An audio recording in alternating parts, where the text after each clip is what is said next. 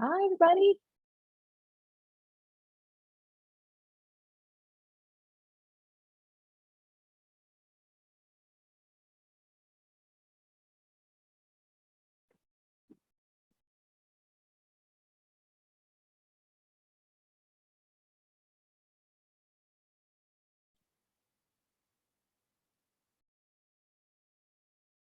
Hi, everybody. It's so good to see everybody. We heard that there's some crazy electricity outages going on right now. So if you or any of your teammates are having any issues connecting, just let us know.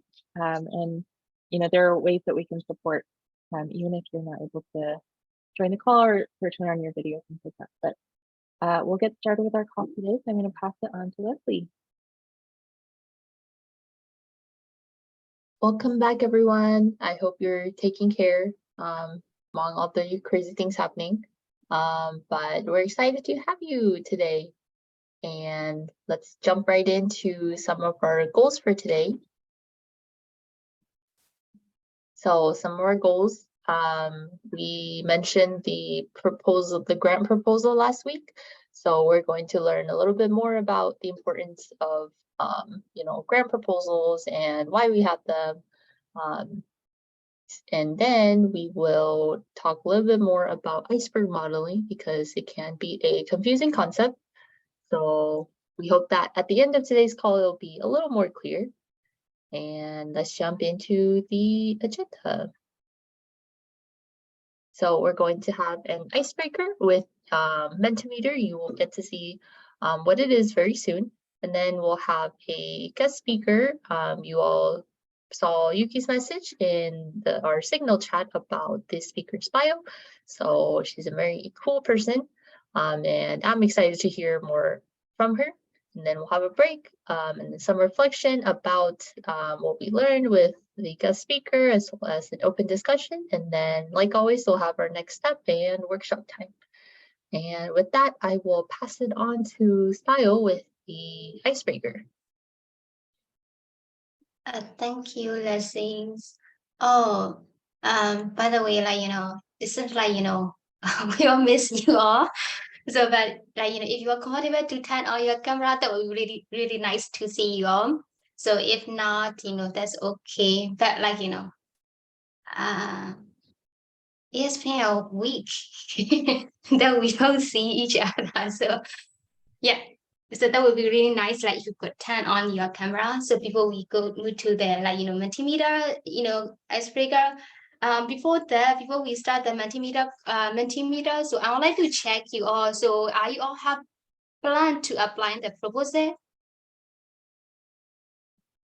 Could you please give me maybe you can show that virtual thumbs up or any reaction that you if you have planned. If you do not have planned, that's okay. If you have planned to apply for the proposal, oh wow, since my every I think better for tomorrow. Oh, okay, I see that. Thank you so much everyone for the participation. All right, I am so in order to play our icebreaker game, so I want you to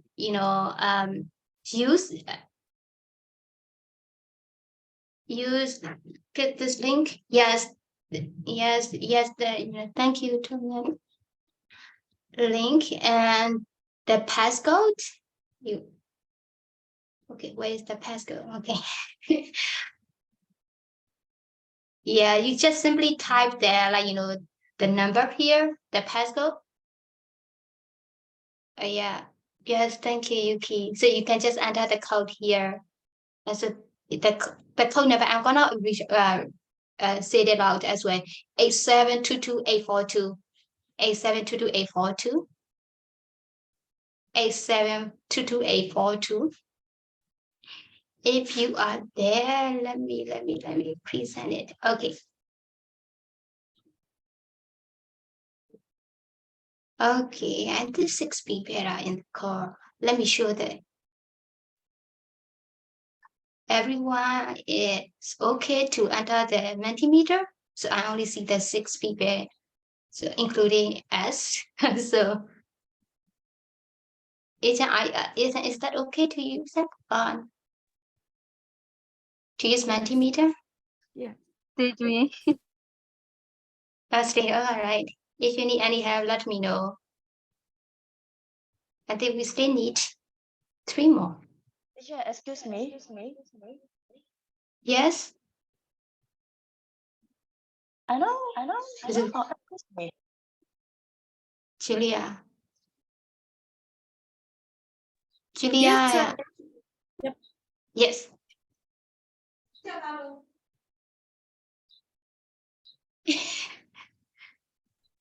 Julia, Where should I type the code? type the code is like, you can see the like the code there. So in the top. Maybe I will start share, and could you please help me to share that where to type the code?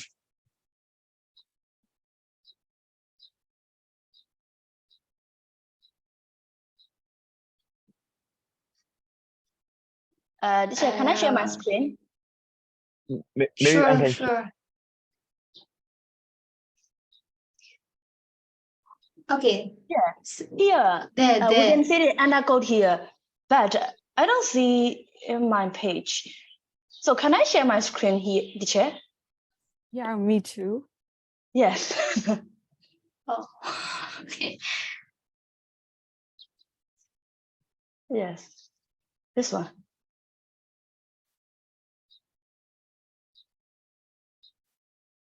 We still can see it. Oh, yes. Oh, okay. You can see now. Oh, There's no box for code. okay. It This happens to game. me once I open the link as well. It could be Oh, okay. internet connection, Tila. Would you try refreshing? Because I did that and it worked. Oh, okay. I'm gonna try Same again. here, situation as well. Oh, now I can see. Thank you, Julia. Sure. Okay. Thank you, Julia. Yeah. Okay, let's see, like, how many people.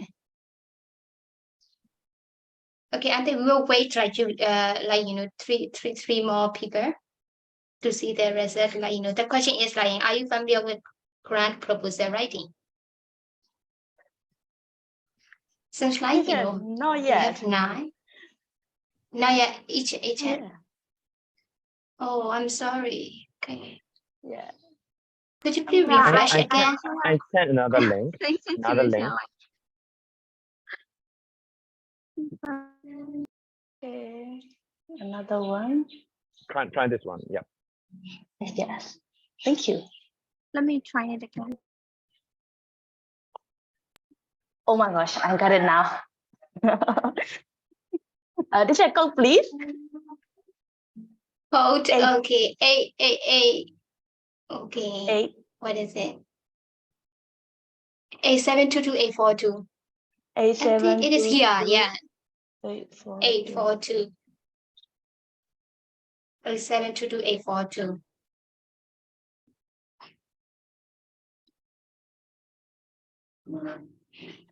HM, are you okay? Yes, I'm in.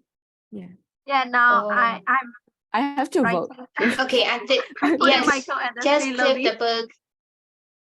All right, I will refresh it. Teacher, wait for me, please. The connection is terribly bad. It's still loading.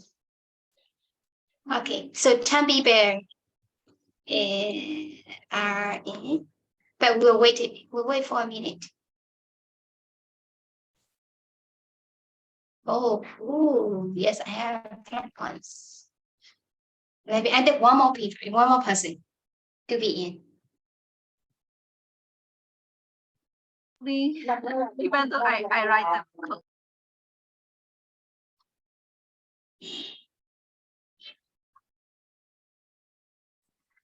Ijan, are you all right? HM, yes. Yeah. Okay. All right. So, Ijan, can we move to next? Is still loading? It is loading. Okay, cool. All right. So seems like Thank you so much, everyone, for trying this. Like, it's like, you all can see that, like, some, 5 people familiar with grant proposal writing, but like, 6 are not, but which is really cool. Like, you got have, like, we have learned it from Mamiyasu today. And also, like, oh my God, there's one person who have applied it. Yes. Thank you. So like, next question. So you will see that.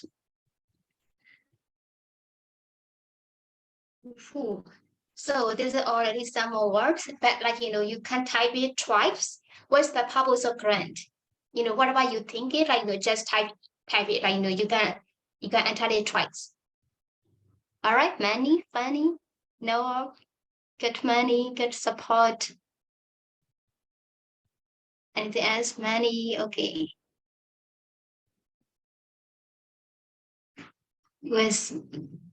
I need to see from 6 more people.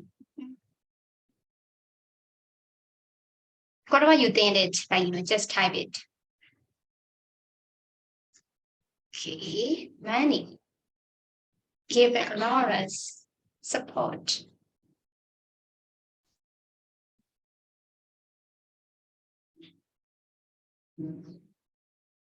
All right, anything else? I will take that, 1 more minute. Wow, okay. Get fun or intervention. No one funny to start a change. Get support. Yes, it's all like similar one, like, a kind of funny, like, also the money to implement the project, like, and support the money in your furniture to start a chain. Yeah, I think somehow, your answer, all answer are like,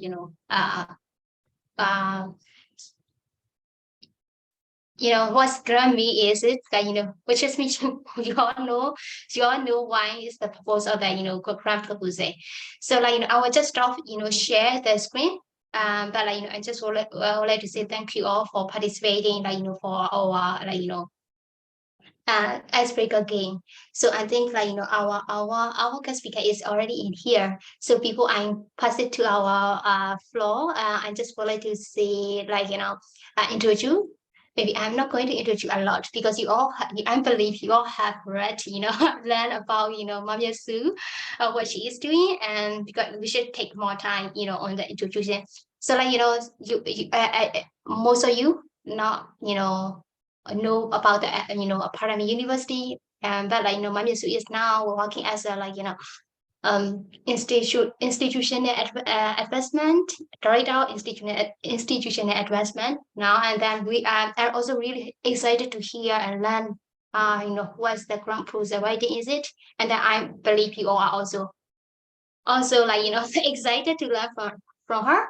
So like, why you are like, I just would like to like, give things that, if you have things to ask the question, or like, you can just take a note after that, after she please her presentation, like, we can ask, that will have a Q&A question.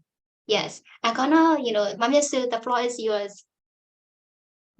Thank you so much for the introduction, and thanks for having me here today. So yeah, my name is Miyasu Sen. You can call me Miyasu. I work at Parami University on institutional advancement, which is a very vague term for saying that we don't have enough people to do everything, so you do a lot of things. So one of the things that I do is head the development office. So my teammates and I, we work on grants applications, grants management, and just managing the whole grant process.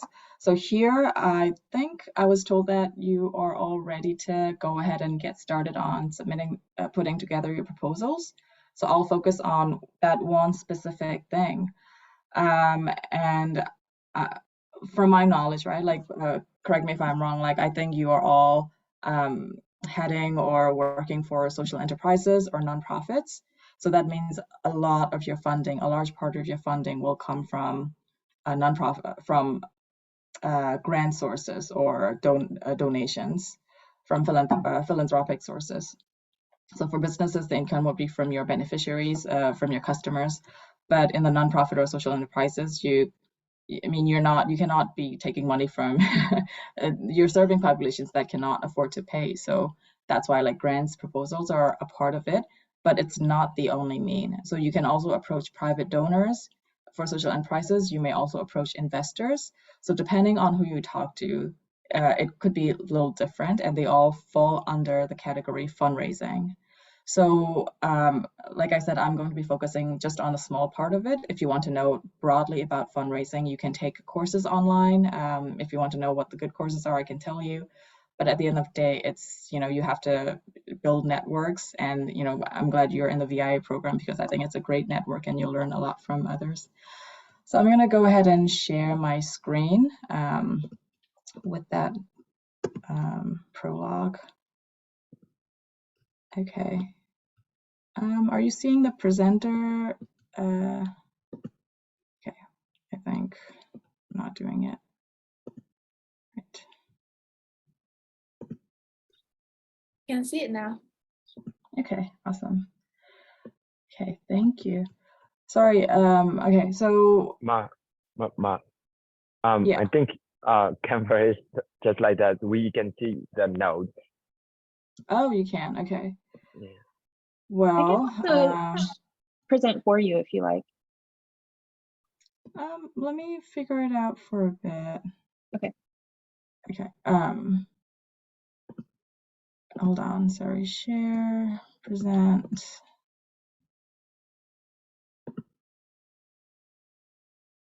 Okay.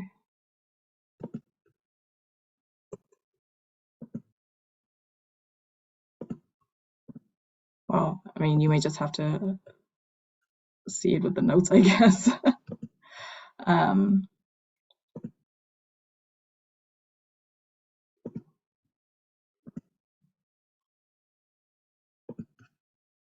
Okay, is it better now? Yeah. Okay, awesome. Yep. Okay, so I wrote here the title, proposal writing, so literally mostly about writing. Like, I'm assuming that you already know where you're applying funding from and you just need to get started. And so I should also tell you that I'm not really a professional, like my job isn't limited to like grant writing. It's not something that you sort of go to a school for. There's a way to develop the proposal writing skills intuitively, and I think the best way to do it is to start with asking questions. So yeah, and can you see the next slide? Not yet. No, it's not moving. Oh my God. Okay. All right. Now, Okay. Okay. We can see see that. Yep. All right. Okay. So ask questions. Like, what questions do you ask? So please participate. Like, I don't have a Mentimeter, but then so you can just type in your answers or tell me. So you're basically asking money from someone, right? Grant writing, it's you can ask someone for money from someone face to face, or you can put it in writing. So on the flip side, let's say you don't know like what to write in your application, but on the flip side, if you are the one giving out money, what are the things that you want to know from the person asking money from you? So let's say you are choosing your charity, like you want to give money to charity. What are the things that you would ask so that you might want to part with your money?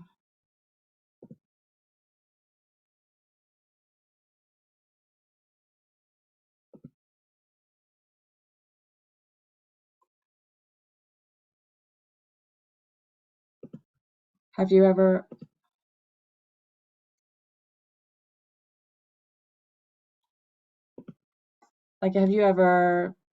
donated money to a nonprofit cause?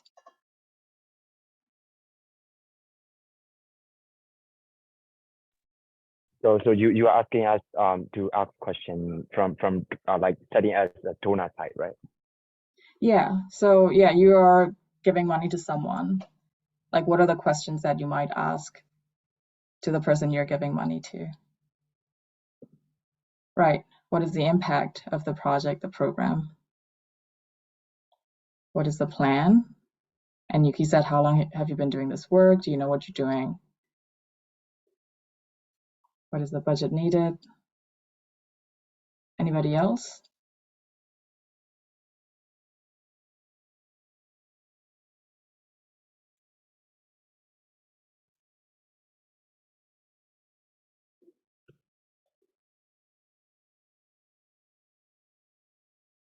Why do you want to do this? Right. Who's leading the project? Are they well connected? Absolutely. So these are all, I think you all already have really good questions. Who will benefit from the project? Absolutely. Yeah.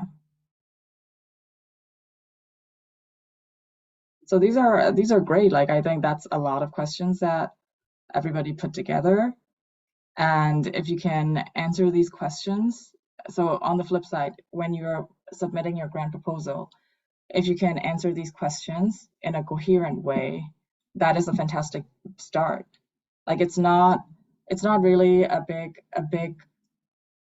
thing that's really difficult to do. Like, grant writing basically is just about presenting your ideas to the grant makers in a way that you might want to know if you're just trying to think from their side. Like, they are giving you money, they are giving money to the causes that they care about, and how can you persuade them to do that?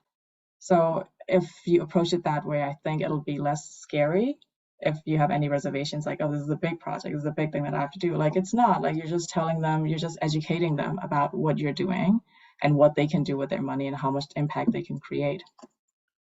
So there are some questions that you can deep dive a bit. So Yuki, the first thing she said was, how long have you been doing this work? Like, do you know what you're doing? Why do you think answering that question would be important?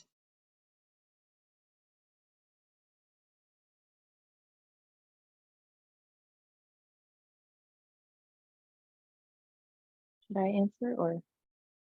Anybody is fine. I'll share. Like, I guess, like, I would want to know if my money is going to be used well, or if it's going to be like a waste, I guess. Yeah. That's absolutely right. So even if somebody come up with a really good plan, you do want to know, like, oh, are they just all talk and no work? So you want to know, like, does this person actually have the capability? People can have great ideas, but it's not a given that that person will be able to deliver what he or she is promising or be able to execute their plan. So that's why it's like one of the things that you might miss in your application. So I used to work at a grant making place as well. So when we're assessing applications, people come up with really interesting ideas, working in very interesting places, but you don't know the organization, you don't know the people heading it. It's really difficult to be like, okay, we can trust this project and we'll give money.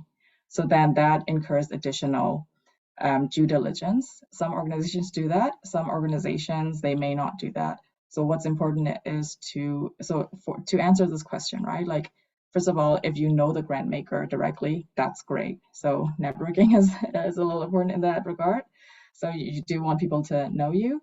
And the second thing, you can attach a lot of things like your CV, your references, so that the grant maker can check, like, okay, this person is legitimate and we can really process his or her application. So another question, what is the plan? So yes, what is the plan is you will read it in the application, or you will write it in the application.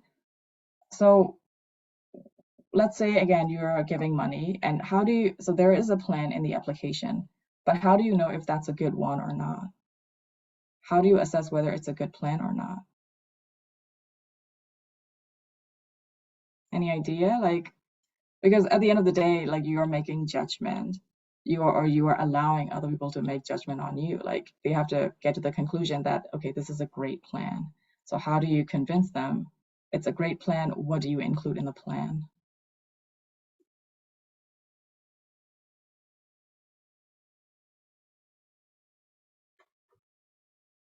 So a plan could be really big. So I'll talk about it later as well. But essentially, yes, you need to have a plan, but then there are components that go into it to make sure that it's a good plan. And again, think from the grant maker point of view. Like somebody tells you like, oh, I'm going to do this. At the end of the day, you really want to think about like, okay, does that make sense? Is that achievable? Like, what makes something a good plan? What makes something a bad plan? I think you have the intuitive sense of it. You just have to make sure you put that judgment in your applications as well. Another question, why do you want to do this? That's a great one. Like, you should always start with that question. And, both from the donor side and your side, the reason that you're invested in this particular project is the most fundamental thing. It's also it's also most likely where your common interest is. Like, the organization wants to solve this issue, address this problem, and you also want to solve this issue, address this problem. And this is that's where you meet together. That's where you persuade the other to come to your side. So again, those are all great questions. I think that should always be the beginning of your grant application. So I'm going to go back and share the screen. So I did put together some questions in an order so that you can put it in your writing. You already probably know what your project is, and you have these great questions, and how do you just organize them, put them in order. So here are some of the big questions that you can ask, like, what are the needs that I'm trying to address?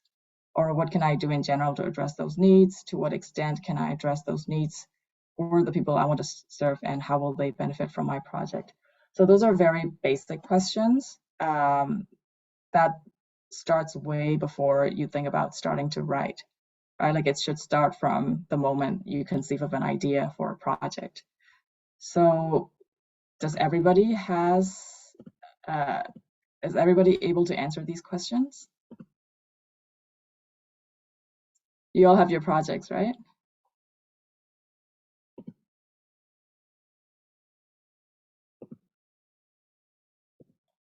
Give me a thumbs up if you're like, yeah, like I know these. Or you don't. Some of them, not all of those. Okay. Right. So, well, I think, well, you'll figure it out too, I guess. So social entrepreneurship is, my understanding is that it comes from a social need, right? There is something that you see missing in the society, and you're deciding like, hey, there's something I can do about it. There are things that people can do, but then they're not doing it, so I'll do it. So what is it, right? Like, what is the problem that you're seeing in the society? And that's something you need to be very clear with yourself, and that's something you have to convince others.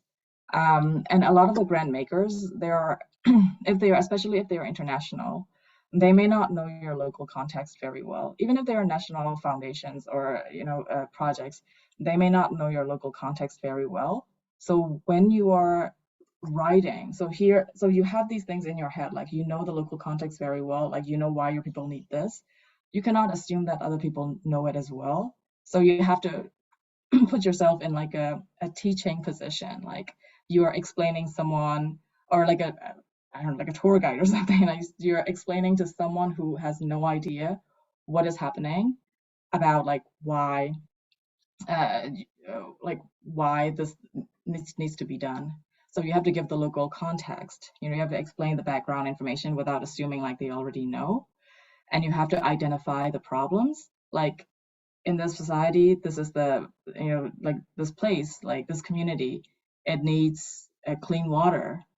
You can't, you're not providing a one-liner like, well, I'm gonna install water pumps in this village because they need water. You're going to set the stage where you say, well, this community has existed for this long, and for so long, this is the way they have managed to get clean water into the village, and it has these negative benefits, negative side effects, or missed opportunities because they don't have they don't have the clean water. So what can I do or what can we do to address that problem? So that's the way you would approach this particular section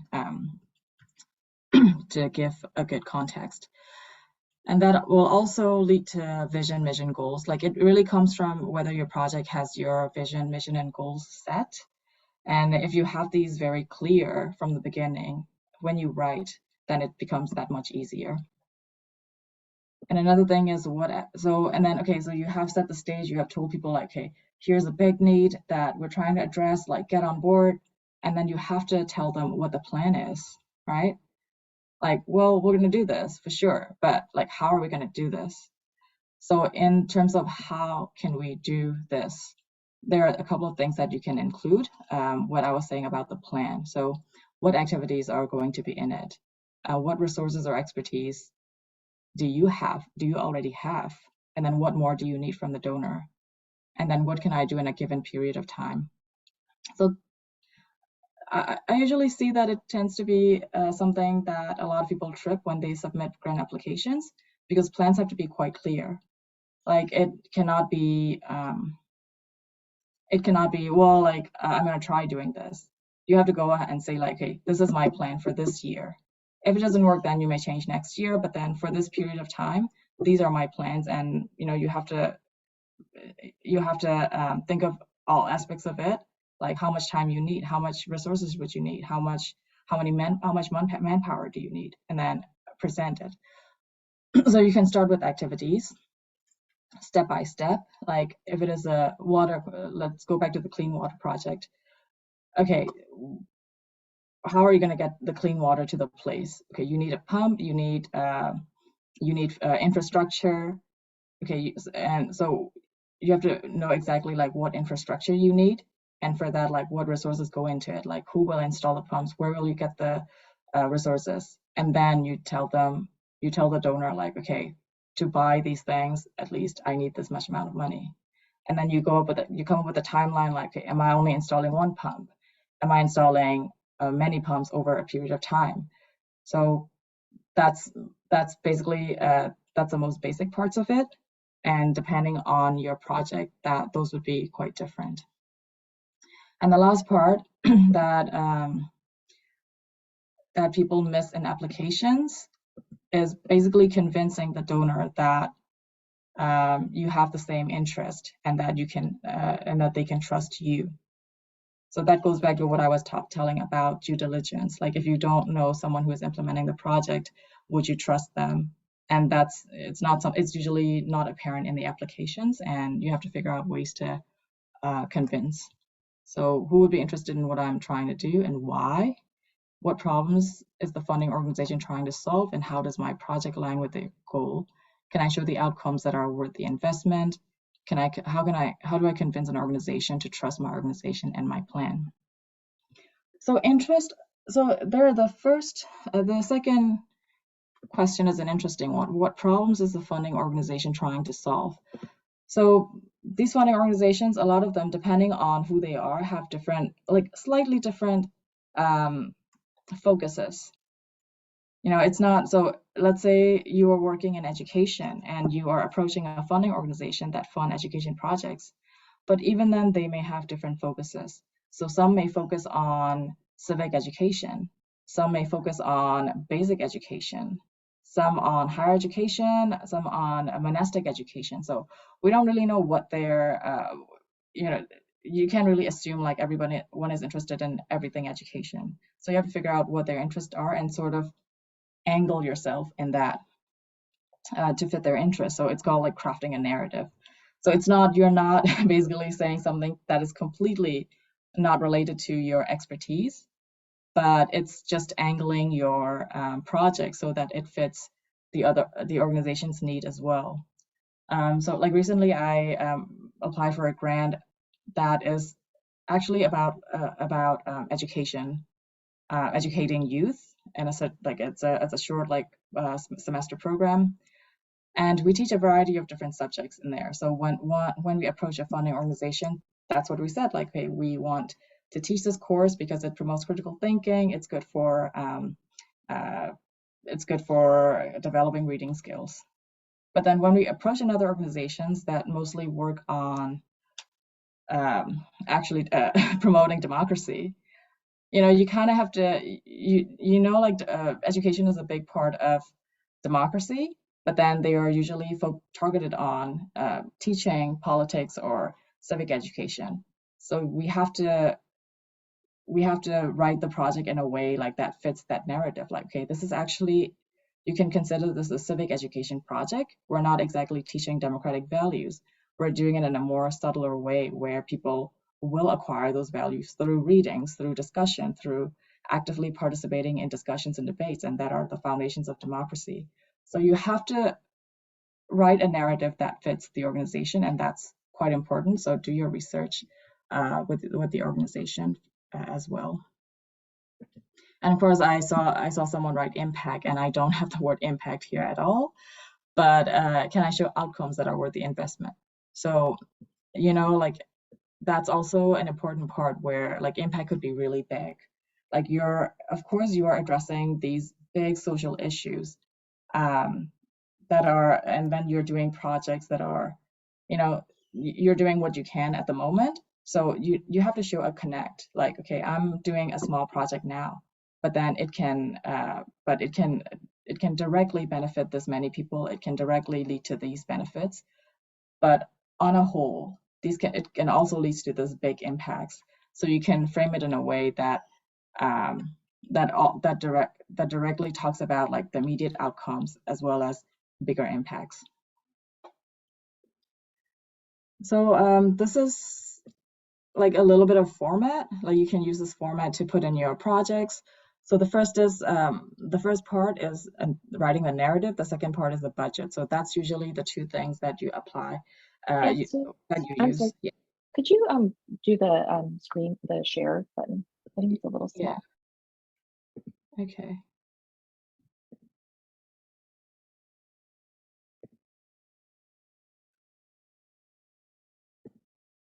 Okay. So there are two parts. We're still seeing the presenter window. Oh, is it? Okay. Present. Okay. Perfect. Thank you. So there's usually a narrative part and a budget part, right? I put up a template for both, and you can use the templates.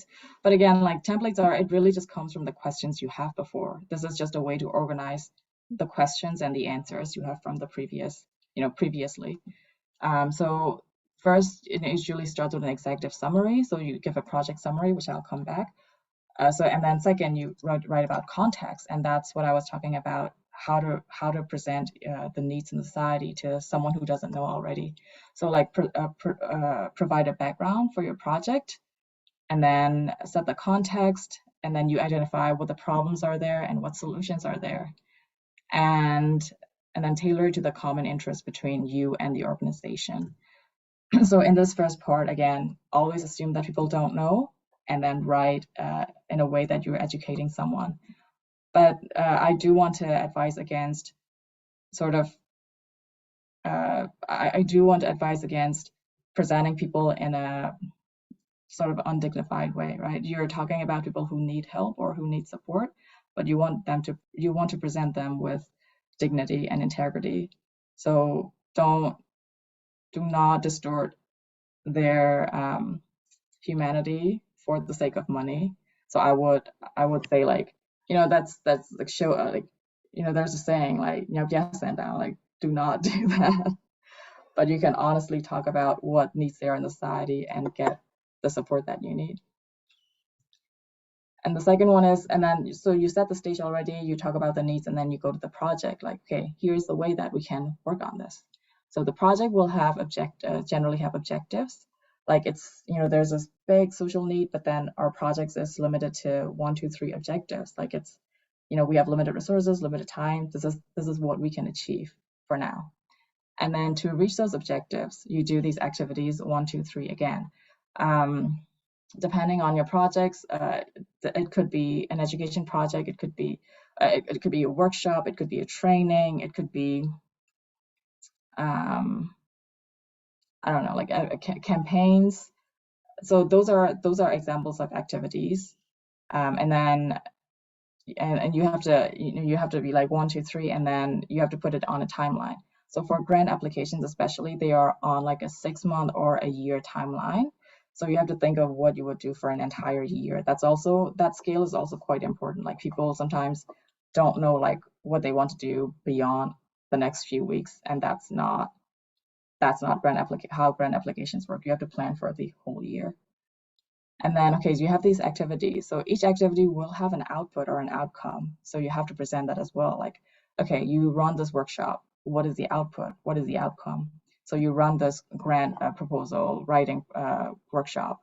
So how many beneficiaries are there? What are the outputs? Like you have, 15 people who increase their knowledge of grant writing, or you have this many people who actually came up with proposals. So those are the outputs or the outcomes. And after that part, like you can also talk about evaluation of the outputs. So so these 15 people who attended the workshop, did they get what they need? Like was the workshop useful at all? So you have to talk about evaluation, like, okay, we are doing these activities and there'll be a way to evaluate whether we're doing a good job or not. And of course, the last is impact. And impact could be, something directly related to your project or something bigger that the project is trying to achieve. So you don't have to include everything, actually. It really depends on how big or small your application is. And a lot of the time, I have only just submitted concept notes instead of a full application. Like a concept note is like a 2-page. So you pretty much provide a context, and then when you talk about your project, instead of like very detailed activities, you can talk in general about, okay, these are the things that I'm trying to do within this timeline, and this is how much it would cost. So that is also a format that you can start practicing with before you move on to a full application. And of course, the last thing is, you have to convince people that you can be trusted. So you do it on paper or you do it offline, anyhow. And then you prove your expert. So on paper, one thing you can do is you can give your CV, like, hey, I have done these things. These are my expertise, or your organization's track record. Like my organization has done these things before. Your team members' track record. And also you can talk about additional fundings that you have, like additional other donors that you have worked with. So those organizations will basically be vouching for you. Like we have worked with these donors, and the other donors can trust us as well. Or portfolio projects, like the things that you have on the pipeline. And of course, another additional information that the organizations usually want to know is sustainability plan. If you have a plan, that's great. If you don't have a plan yet, you can also say that frankly, like we're working with marginalized population. We are working with people who cannot really pay, and therefore we need to get started. In 5 years, 10 years, we may be able to find revenue, but then for now, like, we're reaching out to to people who are very who have no resources. So you can say that. You don't have to, come up with a plan that doesn't even make sense just for the sake of it. And so that was, well, okay. So here, this is just a way to organize your project plan. So have you all done something like this before? Like, not like actual writing, but then are these questions that you can answer just on the top of your head?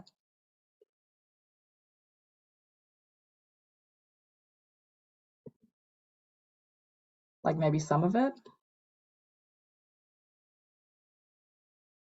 Like project objectives or like project scope, is it something you know?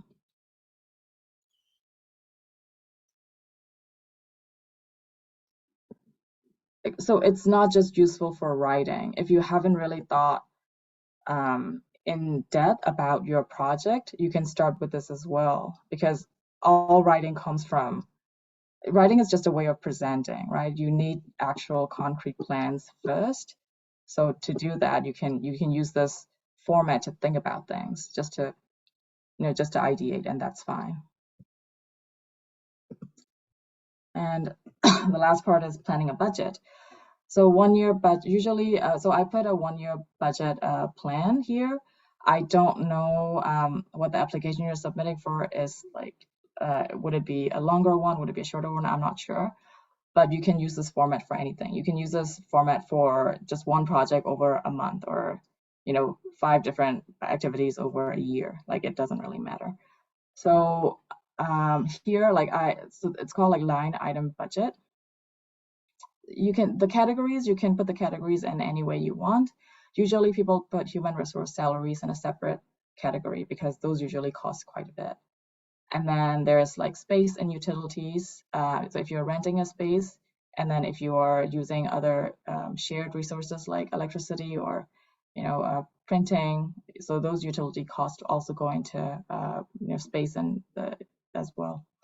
And then if you're just starting out, like fixed assets could be a different category. You don't have to incur them every year. And then direct project cost. So if you remember, like you do need to have like activities under your plans. So for each activity, how much it would cost is the direct cost. Like if you're running a workshop, how much are you paying the facilitators? How much is the venue costing? Or do you have to pay the participant a stipend? Those are all direct project cost. Everything before that would be, other shared cost. And then indirect cost is also quite important for projects. Usually people don't add it, like especially like local organizations, small organizations that I know, they very much hesitate to add. So indirect cost is basically just saying all the project cost is this much. We're going to take 10% as indirect project cost or overhead. So there's a reason to do that, because a lot of the times when you're implementing projects, it's not the only cost. It's the project fees are not the only cost that is incurred. So there are things like, so you have to say do an audit report, or you have to register a company and there was a cost to that. So those costs usually don't get added into any project because it cannot be traced to one particular project. So those are like shared cost, and you can include them as indirect project cost 10%. And the grant organization may negotiate like 5% or whatnot, but include them first. And a lot of the organizations don't like being including miscellaneous. Like when we do planning, right, we feel like, okay, there would be extra cost at some point. We don't know what they are. So can we just add miscellaneous, like for anything? And then they don't like that. So in that case, that's why like planning is very important. If you have a more accurate plan, the more you can be accurate about your budget. Anyway, so that's the part of it. And here, like to explain these 4 columns here. So you talk about units, number of units, unit rate, cost. So a unit is basically how you're counting each category. So for human resource, for staff, it could be per day, per month, depends on how you're paying your staff. Like you're hiring them by month, then it'd be per month. And the number of units, if you're hiring them for a year, it would be 12.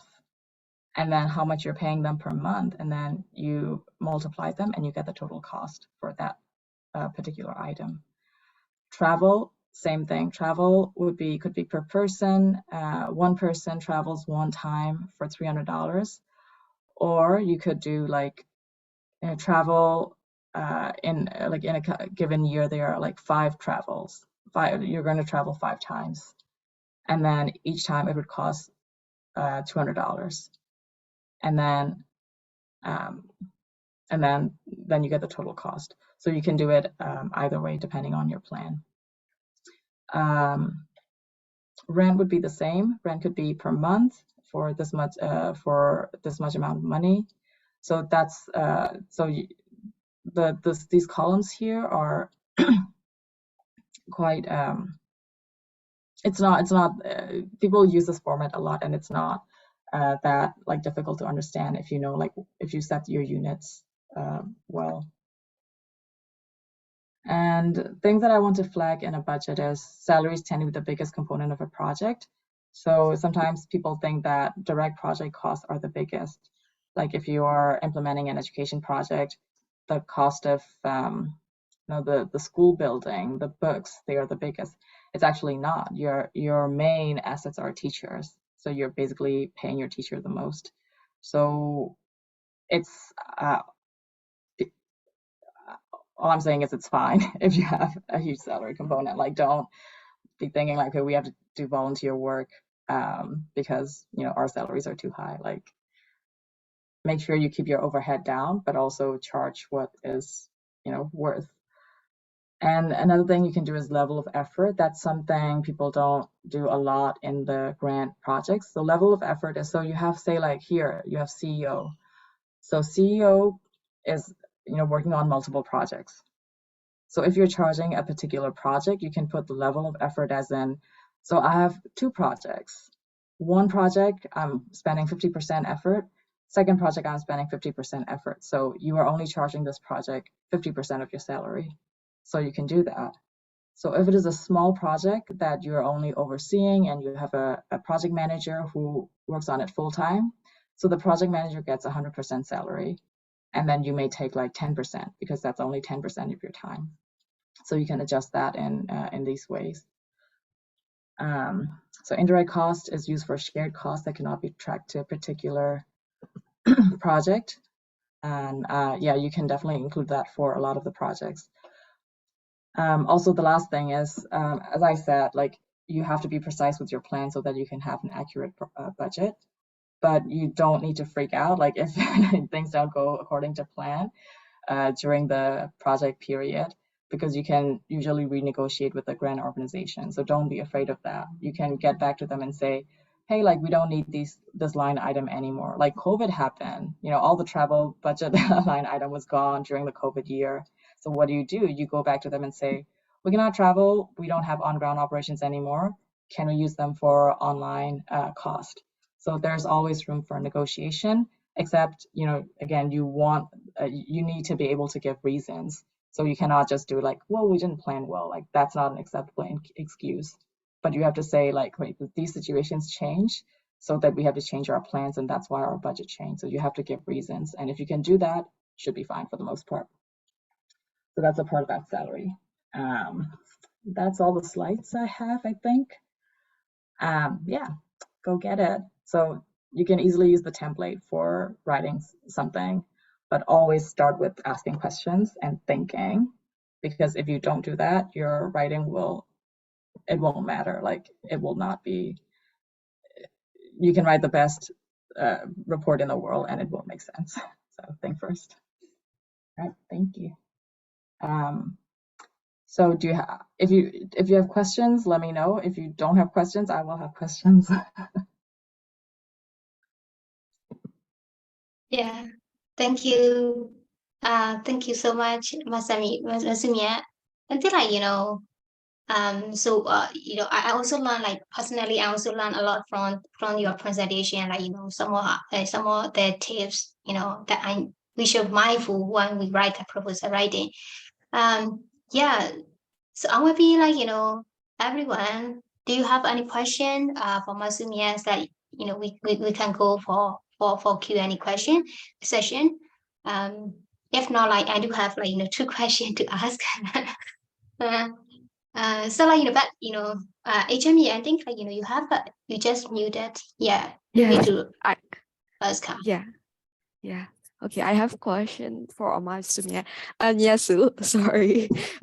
Yeah, nice to meet you, Nyesu. Yeah, I have a question, like, where do we find the grant? Like, in Myanmar, like, where can we find the local grant community? I want to know that question. Because like, when we are making this project, like our project, yeah, VR will provide some grant for us, but so in the future we will need some grant, right? So where do we search for that thing? Yeah, I want to ask this. Yeah, that's usually the first question people have, and it's also really difficult.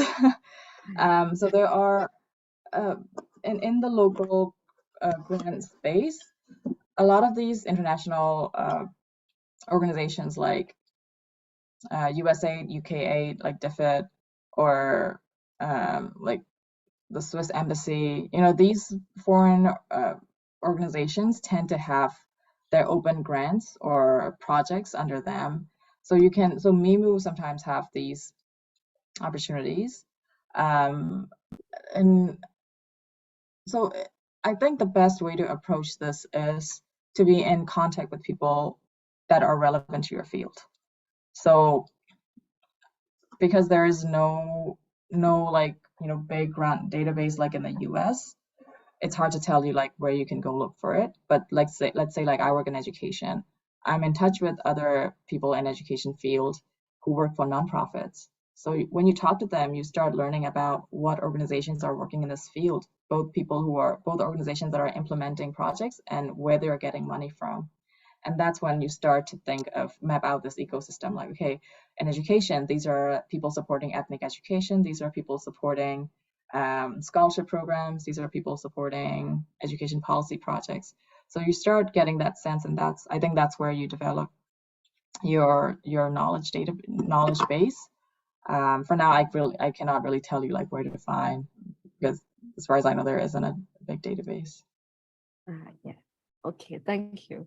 Because you know, like our project is like about sex education, and you know, like some of the head you know, organization will not provide, because like in Myanmar, like this stuff is like older people, like especially older people, and some people didn't agree with this, do not agree with this, so it's hard to find, you know, the grant opportunity for us. Yeah, Sex that's why yeah, sex education. I think it's very much needed, and I think you can approach a lot of organizations for that. You know, some of the cultural sections of the embassies might be interested, or you know, there are also organizations working in the same area in women empowerment, or it's kind of related, right? Like women empowerment, sex education. So you can also see like what women empowerment organizations they are and where they're getting funding from. And you can also directly approach these organizations. I'm sure like these advocacy groups, like they are advocating for gender equality, women's rights, but you can also come in and say, well, we have this component that could align with your organization. Like, can you support us? Yeah, okay. Thank you for your suggestion, Amma. We will search for it. Yeah, thank you. Yes, thank you so much. I think like Julia also raised the hand, but we do have I like two do. questions. But yeah, we'll go for Julia first, and then we'll take the question in the chat. Yeah, Julia, go for it. Yeah. Thank you, Style, for prioritizing me. Actually, I have 3 questions, and we can go with the question in the chat. So. Oh. Okay. Shall we? So, all right. First from the chat. Can we get more than one grant while implementing? Yes. So sometimes you can get, so if you have more than one program under your project, under your organization, then definitely like they will come from different sources.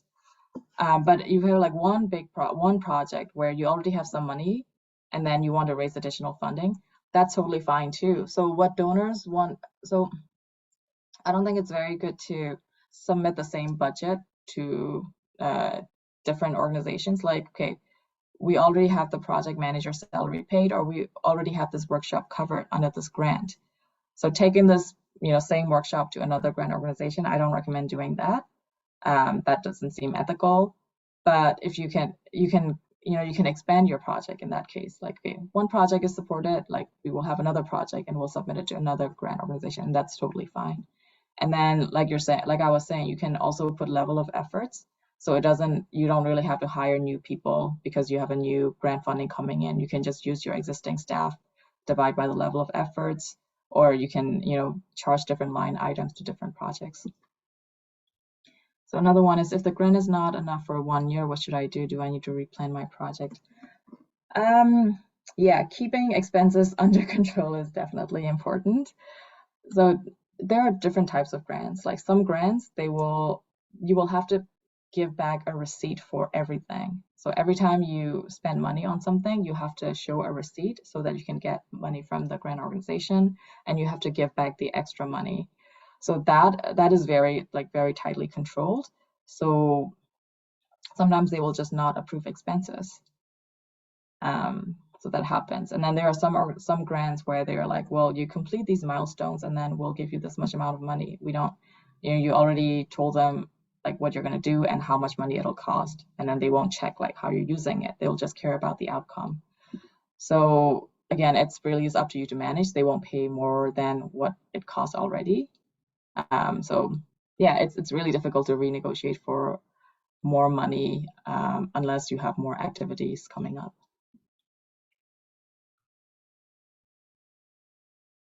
And Julia? Yes, thank you.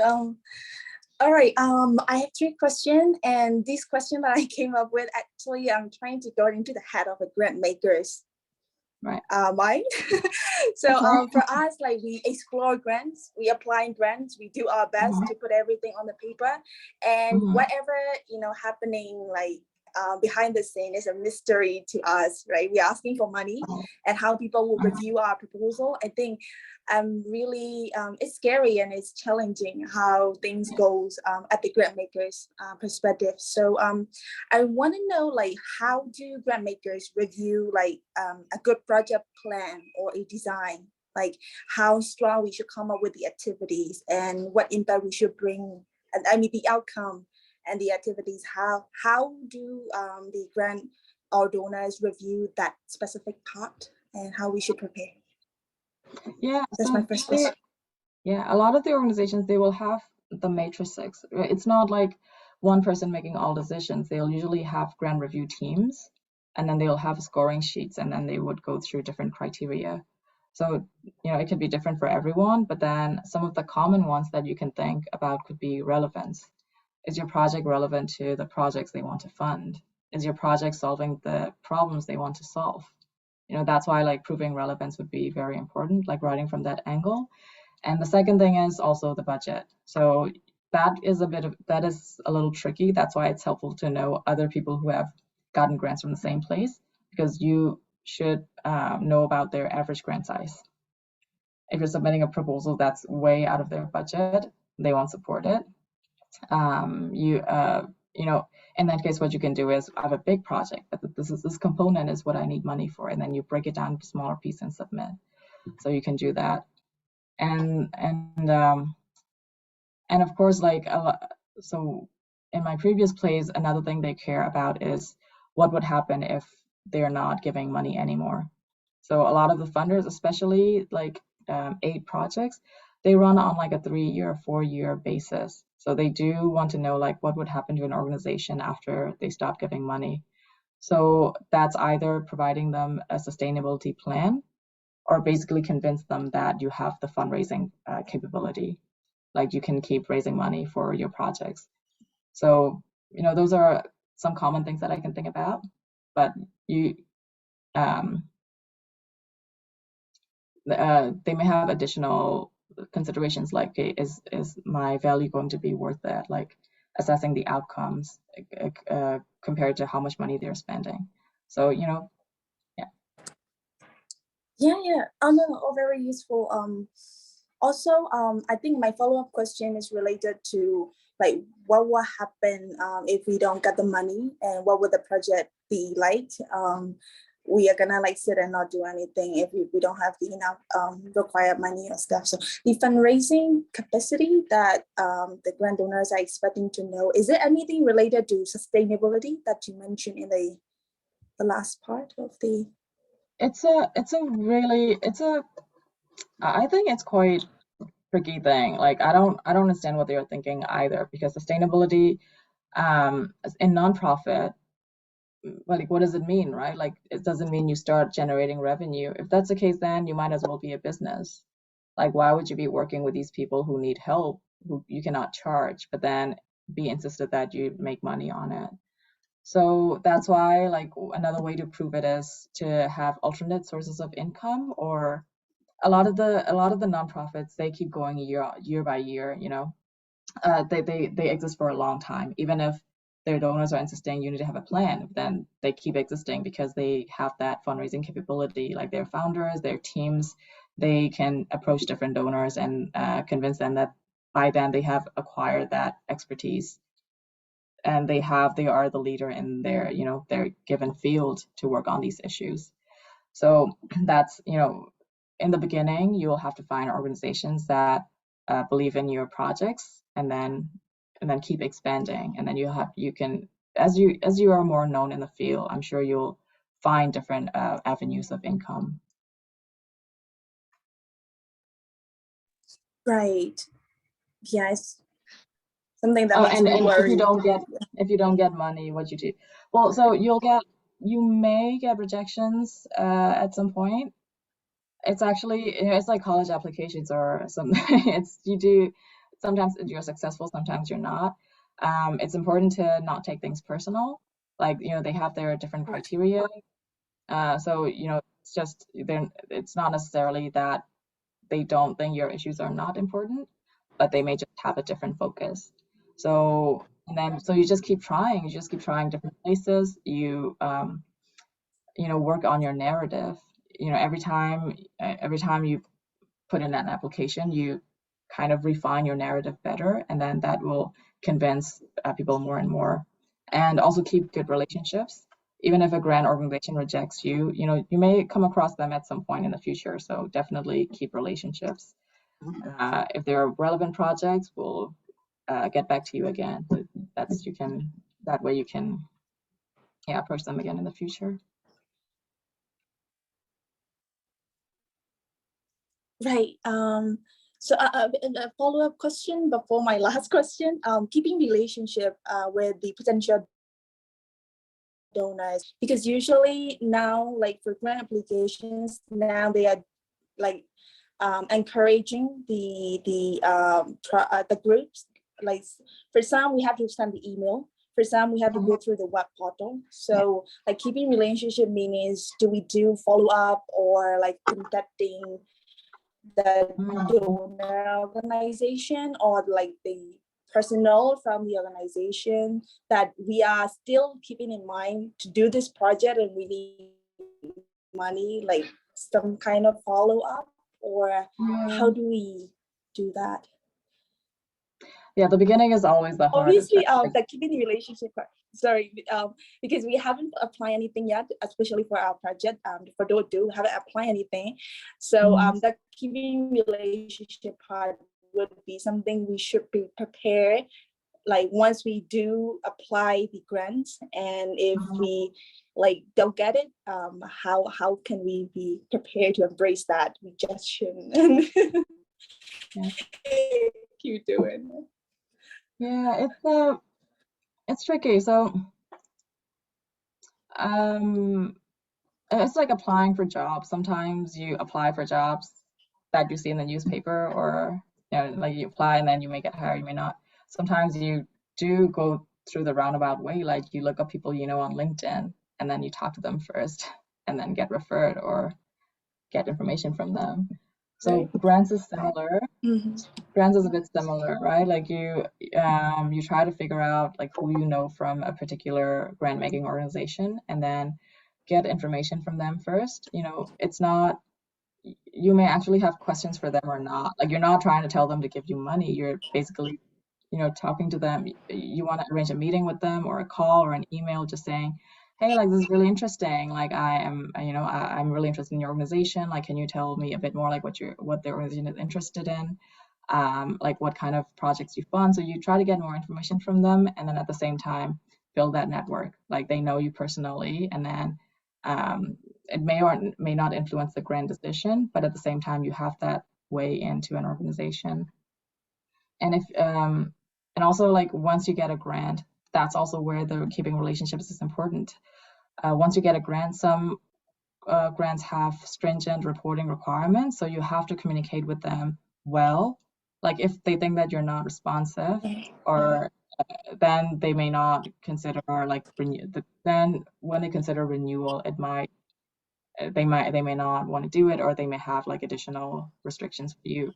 But at the same time, if there are two interferes, then like you can tell them like, look, back off. So you can tell them that as well, but do it nice. Know the boundaries. So reporting duties, do them well. And some grants, they don't ask for a lot of things. They just give you money, and they want a photo or whatnot, and that's fine. but then you try to keep following up like frequently, like every couple of months, or even at least even like once a year, like Happy New Year, like that's fine.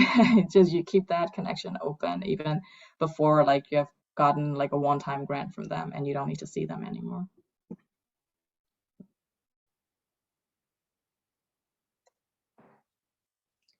Right. No, it really is a helpful, definitely helpful answer.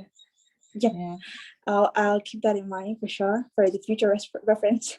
One last question. You mentioned about due diligence. Also how we should come up with a solid plan with the activities on it, and how the project itself should be in a common interest with the organization's needs as well. So I'm wondering, which is the most important part? The person who is doing the project, or the plan itself, or the common interest? Once from grant makers' perspective. Well, once you're, it's a, I hate saying it's on record, but a lot of the grant foundations, they end up sometimes they end up giving money to the same organizations over and over again. And I think one reason is that they know the team that are leading it, and they trust in the capability of those organizations. So definitely, like, leadership and expertise are quite important. If once you have something like up and running, and then you build upon those connections to build more connections, and there's definitely that momentum. When you're starting out, you don't have to worry about that. Like, it's about convincing them that there's this problem that are common to both of you, and then you can solve it. And if you are starting out with a smaller project, you're mostly looking at organizations that are supportive of young people and youth organizations, and you can leverage on that.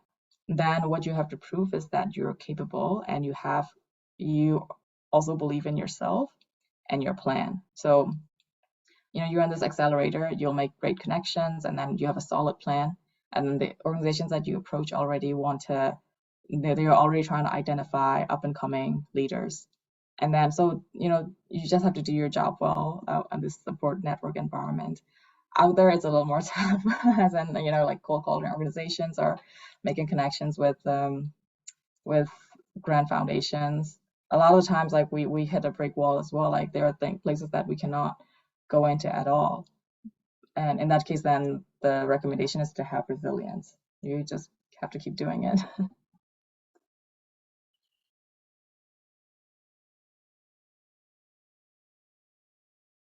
Julia, you are mute. Oh my gosh! I'm taking more time. Thank you, Marcus, for taking all my questions. Also, everyone, thank you so much for giving me space talk, please. And that's it from me. Thank you so much. Yeah, thanks for asking the questions. I feel like you're gonna go ahead and do it, so go do it. Yes, I think I need to cut it out Q&A question, because time is running out. But from the Julia question, we all can learn, because all of the questions are really, really great, so that I'm keep waiting to finish it at, because all of the questions are really realistic, and also we also should know about that. So I will, please allow me to cut the conversation. But if you have, further question, so if you, for Mamiyasu, you already have, Mamiyasu already. I can share my email again.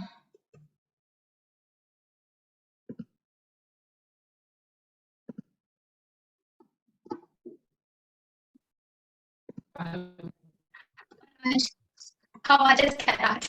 You can reach out to Mamiyasu. Yes, also Mamiyasu, thank you so much for your time, and for giving us and share the insightful and very insightful, information with us. Like, so, all of the information that we have learned is really practical and it's realistic that we can apply, after the session. I believe, like, all of us are say, feel the same. Yeah. Thank you so much, Manisu. Yeah. Yeah, it's really good to meet everyone. Good luck in your future endeavors. And, I'm sure you all do well. Like, I have no doubt about it. So, all right. Hope to see you around sometime. Thank you. Send an email to me if you have questions. And yeah, good luck. Right. Thank you very much, Mark. Everyone. Thank you so much. I'm ready. Okay. So welcome back. For like now we will do some debrief about our speaker session and related with the grant proposal writing. We made some icebreaking session with the Mentimeter with some questions and some knows about proposal writing and some don't. But after the speaker session, I hope like you all get much newer knowledge and idea about grant proposal writing. And also some of you ask great questions, and then you get knowledge again from the question from the other participants.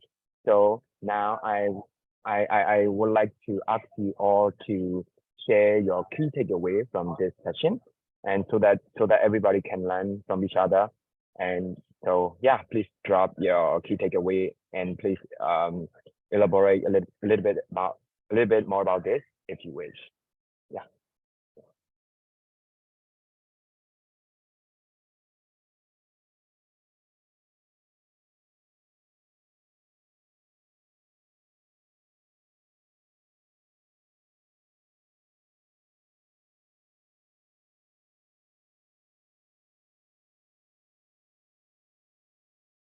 We can type, right? Yep, we can also type. Like there's so like multiple sections that Amar presented. So like you might there are some people who have applied the grant once, and some have like knowledge and experience about this. So like there may be some part you have already known about this, but there might be some part that you haven't known about it. So yeah, what's your key takeaway? Yeah, it's also fine that you got more than one key knowledge. That's fine. So yeah, please drop your takeaway.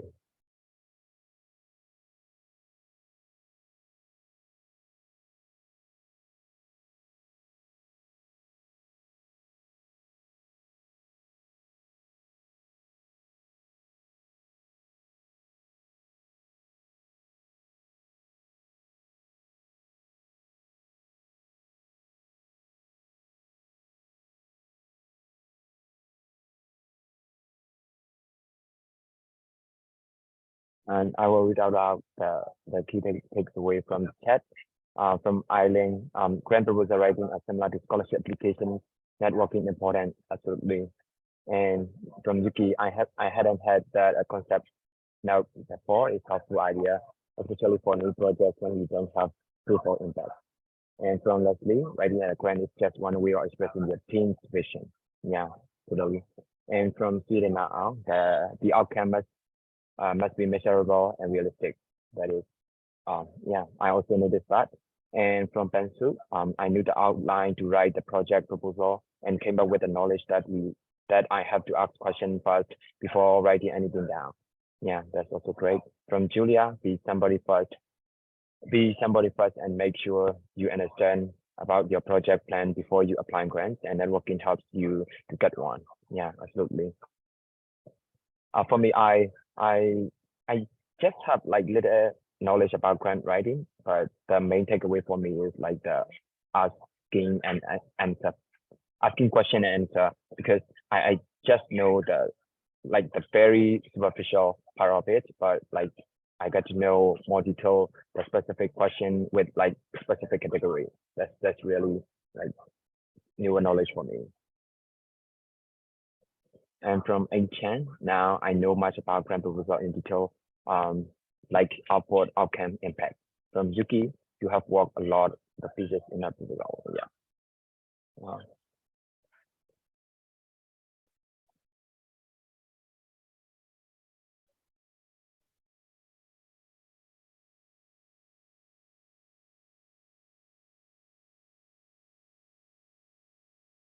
So yeah.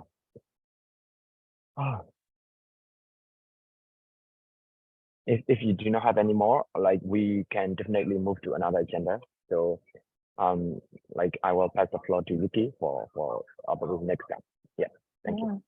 Thank you so much. And thank you, Tumia. Thank you, Style, for organizing our call today. It's really, really interesting. I've worked on a lot of grants before and I learned a lot from her presentation. So thank you so much. Okay. So I'm going to quickly share next steps. And before we do, I have a quick announcement. We made a final decision as a team about what to do for the April 15th call. A lot of our staff actually are going to be out. And we know that a lot of you are going to be celebrating with family as well. So we've decided to actually just cancel the call on April 15th. So our next call will actually be on April 29th. So this is when you should all cry because you will miss each other so much, right? But it's not as if you won't be doing anything during this time. So a couple things that you can do until April 29th. So the first thing is that you can schedule time to meet with your team and your fellows. So I know my team, for example, we haven't had a chance to meet outside of our all cohort calls. So hopefully we can find a time to meet in this break time. The second thing is that you should work on your grant application because you have all of this new information about how to do it and it's due April 24th, okay? Since we're canceling the April 15th call, the week 6 track is now optional, but I'll show you what is in there in case you want to do those. And so the last thing is just enjoy time with your loved ones and try not to miss us too much, okay? So I'm gonna go over what's in the Launchpad now. So actually now you'll see 2 new tracks, but again, this one is going to be optional. So it is optional here. And then the week 7 track is going to be due April 28th. So I'll talk a little bit about week 6 first. So week 6 is all about conflict and kind of what can happen sometimes when there's kind of a culture clash or a values clash. So there's one assignment here called the DIE model. It sounds scary, like die, but it's not really scary. And so there's a video here. There's a worksheet with an associated activity that you can do. There's also another video about trade-offs and synergies. So it tells you a little bit more about trade-offs and synergies are. I think synergies are something that can be really interesting to explore, especially as you're thinking about grants. So how is my organization going to complement what a grant funding organization is doing? Okay? And of course, your weekly reflection. And then for week 7 is all about sustainability. So these are still required. And so you'll have a couple of assignments for the 28th. So there's one activity related to definitions of sustainability. So there are a lot of different definitions out there. So we'll kind of explore some of the different definitions and then you can share a reflection on that. This is probably the major activity for this week. It's about 3 sustainability lenses. So justice, equity, diversity, and inclusion, people, planet, profit, and the SDGs, the Sustainable Development Goals. And so there's a kind of a PowerPoint presentation here. You can kind of click through and each of the 3 lenses will have some information here. It'll click. And then there'll be a mini activity for each of the lenses. So for this activity, you just have to choose one lens and respond to the corresponding activity for that activity. You don't have to do all 3. Okay? And then you'll have your weekly reflection. And then this is an opportunity to revise your problem statement and your outcome statements. So your fellows and I, we've been leaving feedback for you, but every week is just like, go, go, go. So maybe you don't have time to go back and reflect and revise. So this is an opportunity for you to work on that. And it might be something that you work on, especially as you're submitting your grant proposals. So yeah, it's a little bit about that. Okay. With that, I'm going to, well, before I pass it to Carrie, are there any questions about anything that I mentioned? Canceling the call, assignments coming up, anything like that? Grants? No? Feel good? Okay. If you have questions, send them to Signal. All right. So I'm going to pass it to Carrie. Okay, so now it's time for workshop time. So our rooms for today is we have our game room like normal, mixed networking, support space. We don't have office hours for Yuki this time around because they're going to have a short team meeting. And then we also have the team rooms. So as always, you can go ahead and pick whichever room you'd like to go in and have fun. And we'll see you in about 25 minutes, 20 minutes, around then. Okay, so have fun, everyone. Julie is making like weird beeping noises. I think the connect's having a poor connection right now. Oh, okay. Yeah. I actually just like playing the piano. It kind of sounded very rhythmic, actually. It was quite impressive. Tell you that next time. Okay, is this everyone? Is it? Oh, interesting. Possibly. Well, welcome back. I hope you had a wonderful breakout room. I think everyone went to their teams. Like I was looking at so I hope you had a great time with your teams. It's at the half hour in Myanmar and at the hour in the States. But before we leave, just do a quick debrief. Maybe just write one word in the chat and we'll do a Zoom waterfall on how your breakout room went. So go ahead and type a word or a phrase in the chat and don't press send. We'll press it all together. No, he makes me cry. Talked about accidents.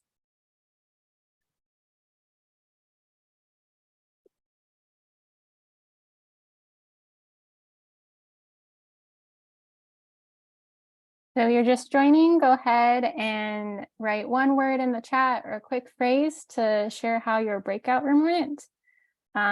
Don't press send if you're comfortable and we'll send it all at once. I'm typing right now and then just don't press send yet.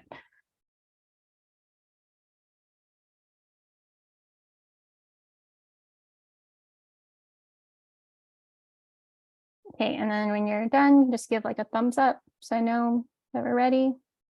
See, Leslie's done, Yuki's done. Oh, nice. Okay, I think, Julia, are you ready too? Might have a hard connection, so we'll see. Okay, we're gonna submit in, we'll press Oh my God, send. are we taking photos? Oh my Oh, God. no, not taking photo.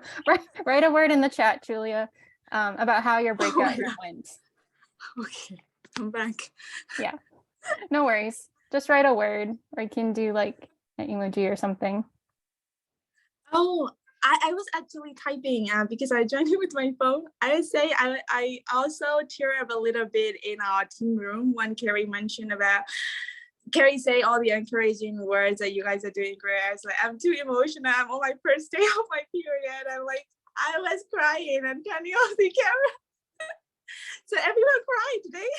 Hi, Sue. I did cry too, so you're not alone. Sounds like the thing. It meant everywhere, Julia, by the way. Okay, so if you have something in the chat, we're gonna press enter at the same time. And let's do it in 3, 2, 1. Nice. Okay. So you have Yuki makes me cry. We talked about accidents. Love talking to the team. Happy pill. Productive and enjoyable. Warm sunshine. Love and support. Tractor. And tractor. I'll ask later. And then some hearts and halos. Awesome. Okay, well, that is our meeting for today. Thank you so much for joining and bringing your energy. Thank you, Style and Tunyet, for organizing our guest speaker and for all your curiosity and ABC behavior. We will see you in a couple of weeks, and we will definitely miss you. Okay. Bye, everyone. Bye.